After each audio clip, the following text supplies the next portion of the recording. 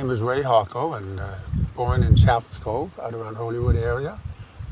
Way back in 1936, one of 10 children. We're all still on the go. I'm the second oldest. My initial schooling was in Harbour, Maine, at the Presentation Convent there. Then later on at Argentia at the base, and later on at St. Bon's, and then university training after that. I had some interest in aircraft because growing up at the Air Force Base in Argentia, I was exposed to all kinds of different aircraft, military aircraft. Matter of fact, through one very, very serious crash, which almost wiped out the whole community in which I lived at the time. That made quite an impact on me. I was about 10 years old at the time. I had no real interest in aviation when I went to the University of Ottawa and spent 6 years there. But when I came back, I was ordained a Catholic priest, and I was sent to a community in Bonavista Vista Bay, St. Brendan's.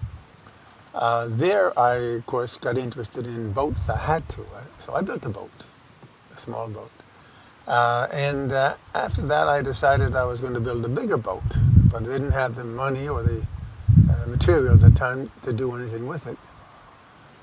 Subsequently, in 1964, I was moved to Bonavista, where I got involved, among other things, in diving, and I made enough money over the next 5 years, in conjunction with two of the divers from St. John's, Cal Trickett and Alec Afonso, to raise $5,200, which I then intended to use to buy an airplane. I took flying lessons at Gander. I was involved with the school board out of Gander, so I had to go to Gander every week. And since that cost was covered by the school board, I used the advantage of being there to take flying lessons at the Gander Flying School. I did the ground school on my own, and so I ended up with a license that cost me about less than $500 back in 1969. Did my training on a Piper Colt, and since then I've used various aircraft. Presently it's a 172, but I've flown the Champ, the 150, the 180, Beaver, and a couple of other aircraft I can't think of right now. My flying experience really began in Buckens, where I used to use the PA-12 I had at the time to come to St. John's to get commercial flights, because I was involved with the church at the time nationally, and I had to attend meetings in Winnipeg or Ottawa, wherever. So I would either have to fly to Gander or to St. John's to connect with the commercial flights. And also I was heavily involved in St. John's with a couple of organizations, the Federation of School Boards and the Sports Federation. So it took me in here for meetings quite often. And most of my flying for the first 5 years was basically from Buckens to St. John's. And that was over wilderness area, about 200 miles straight from Buckens to St. John's. At the time, I had lost my first airplane, which was the Champ. I crashed it up in the Gaff topsails back in 1973, I think. And I replaced that eventually with a PA-12, 1946 model, 3-seater, which was a beautiful aircraft.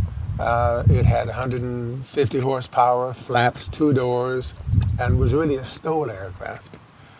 I used that extensively, probably put 450 hours a year on it for 4 or 5 years or 6 years, because I used it year-round, wheels, skis, and floats, and found that it was just a superb aircraft for getting into and out of tight spots. I used it also in my work with government. When I went to work with government in 1980, I was doing the work with the Petroleum Directorate in the area of oil and gas development or exploration. And my work was as Director of Community and Public Relations, Public Information. So my work involved going to different parts of the province, especially anything related to oil, and trying to explain what was happening, what was going to happen, what were the possible impacts. Of course, to do this, I had to learn myself, and I had to expose myself to a lot of information, a lot of people, to get some basics. Those trips when I was going with from Buckens, and when I was working with the church, it left me stranded a number of times in the wilderness area, because between here and Buckens, like I said, it's all wilderness, and I had to become familiar with all the many various cabins and places I could stay in overnight if I got stuck. And I got stuck many times through weather, a couple of times through darkness, and most times I was able to locate in a cabin that I had spotted long before. Several times I just used my emergency kit, in which I have plastic and enough materials to keep me going for a while. That's how I used the PA-12 until 1987, when I had it. I recovered it. A friend of mine, Jeff Moores, and I did some work on it, got it ready, and I traded it on a 172, which I have right now. I'm after jumping over a fair bit of the flying experience, and when I got when I got Big Champ out of North Bay, Ontario in 1969 or 69, I had only 40 hours experience, including 5 hours on floats. And I was foolish enough or naive enough to think that was okay to go up and pick up this aircraft. And I had not seen it, I just seen pictures of it. It was on sale for $5,900, and I bargained it down to $52, I think. When I went to pick it up at Aurelia Air Services, I told the owner there, the manager, that I needed some experience, somebody to train me, because all I had flown before was a Colt, and this was a stick aircraft, stick control. And he pointed me to a guy who eventually said he'd help me out and give me an hour's instruction. And he did, but all he did was sat in the back seat and told me what I should do, and I had to learn the hard way how to handle a lot of traffic in that little area, and also some wind that day. But I survived it, got 4 or 5 landings. Found out afterwards that he was a Pentecostal minister who was doing his engineering work as a kind of a part-time job. And when I told him I was going to Newfoundland, he looked at me and he said, "You're nuts." And he said, "In that?"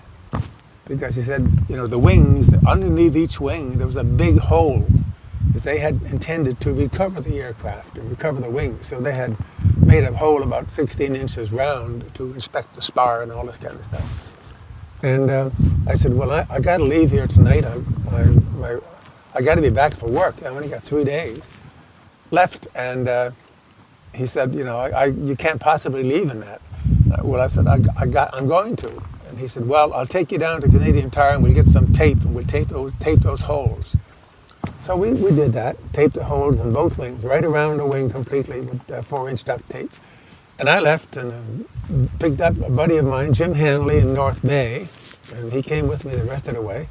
And had an interesting experience in North Bay, because the North Bay Trout Lake was frozen over, only a small lead was open. And I was, again, inexperienced enough, or stupid enough, whatever it was, that I decided I was going to land in this little lead of water, which really wasn't enough to stop properly or to, anyhow, I landed miraculously through pure luck and found myself about 100 feet from the dock, because there was ice to the dock, so I couldn't get in, and they had to break the ice to come out and get me in a boat. Anyhow, Jim and I got back here to Newfoundland, and I ended up having the Champ in Buckens, where I was then stationed. Some problems with the company in Buckens wouldn't allow me to keep the airplane, and problems with my superior, my bishop at the time, who wouldn't allow me to keep the airplane in Buckens, because it was a company town. They wouldn't sell me fuel, wouldn't allow me to use the hangar. But through an interesting series of experiences, that worked out. And I ended up staying in Buckens, and with the company providing me fuel, and it worked out. with some little friction all along the way.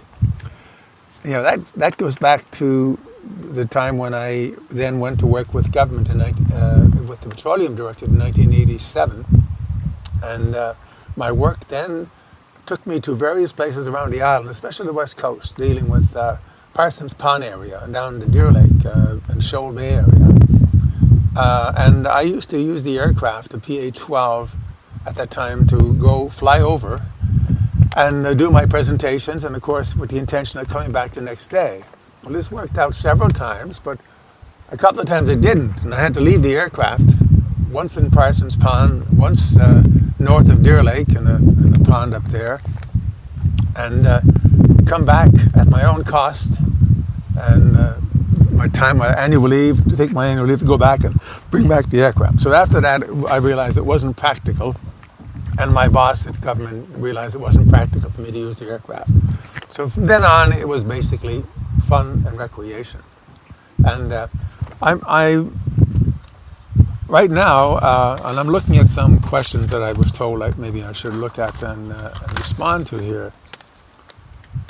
The aircraft I have right now, it's a Cessna 172L on floats, and it's got about almost 2,000 hours since overhaul. I don't have any skis on this because the ski, a 172 is not convenient, is not appropriate for skis. It would have a nose wheel and you'd break it, nose ski, and you'd break it off very quickly. On skis you need basically main skis. All along I've been flying for 46 years and I've got about 7,000 hours, so it probably translates to roughly 100, if I look at 150 hours a year, even though for the last number of years it's been less than that. My family, how does my family feel about my flying? I'm not sure how my parents felt about it. At the moment, Marie, my wife, is okay with it. She'd like for me to give it up, but I'm concerned about giving it up voluntarily.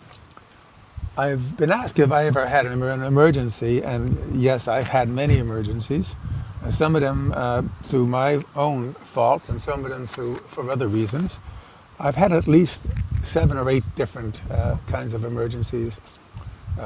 Holding floats and bad, so you capsize pretty well. Mechanical failure, electrical fire, fuel starvation. I'd have to go through them in a time sequence to indicate, but maybe at least, carburetor icing until you quit. Maybe 6 or 7. Some of them were lack of experience. Some of them were did not involve my experience, but involved different features of the aircraft. What are the best lessons you've ever learned about flying? I've been asked that before. Well, the best lesson is that you never learn enough about flying. If somebody asks you if you've learned to fly, no, you're learning to fly, even if you have 30,000 hours. It's a process of learning. Every time you go up, it's a different experience, and especially on floats, where the wind conditions dictate everything, and pretty well everything. I was asked, what's the most important skill I've learned as a pilot? I have not.